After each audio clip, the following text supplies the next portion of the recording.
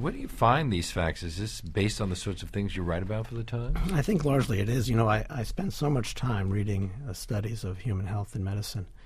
I've probably read hundreds, if not thousands of them. And suddenly something comes flashing out of the page? Exactly. You see something and you say to yourself, I never knew that, and I bet nobody else knows it either.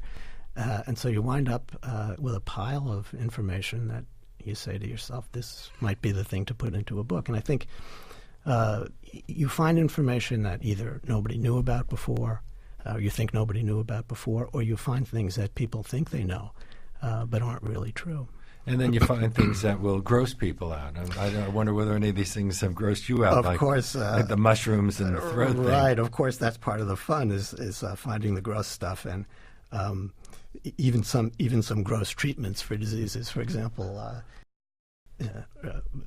wounds that don't heal well can be treated with maggots, believe it or not. And that's something that people thought in the old, we've laughed at people from how many centuries ago? 2 centuries ago or so? Exactly. During the Napoleonic Wars, someone observed that people who were wounded and came back with maggots in their wound were actually doing better than people who didn't have those maggots. And so what happens is that maggots, it turns out, and these are the maggots of the green bottle fly, that kind of green fly that's quite familiar, they like to eat necrotizing tissue, that is tissue that's dying.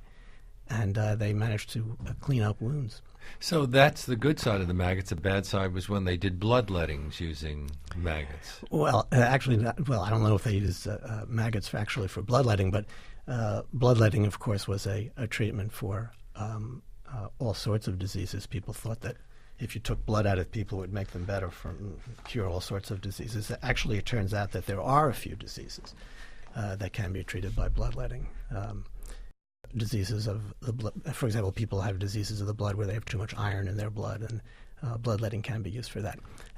But as a treatment for colds and the flu, I don't think that will work. On the other hand, you say the first blood transfusion involved sheep's blood? And exactly. Can humans accept sheep's blood? This is the story. Probably not. And it's dubious whether this person actually survived his transfusion of sheep blood. The idea of blood transfusion has a long history, but it wasn't until the late 19th century, early 20th century, when people discovered that there were blood types that you could successfully transfuse people. People tried it often, sometimes successfully. I mean, obviously, there were cases in which people could transfuse blood from another person, and it would work. I want to get back to the maggots. If I decided... You love maggots, huh? Well, I decided that I had a wound that might benefit from some treatment by maggots. First of all, if I went to a doctor, would the doctor say, hey, great idea, let's do it? I don't think it would be the first choice. How much would this cost me if I found some doctor with maggots? I'm not sure. They sell these maggots, of course, and they can be bought from various companies. They'll ship them to you by FedEx. You'll need a prescription. You can't get them yourself. And if you have any plans to breed the maggots that you receive from these companies, don't do it. That's illegal. They won't let you.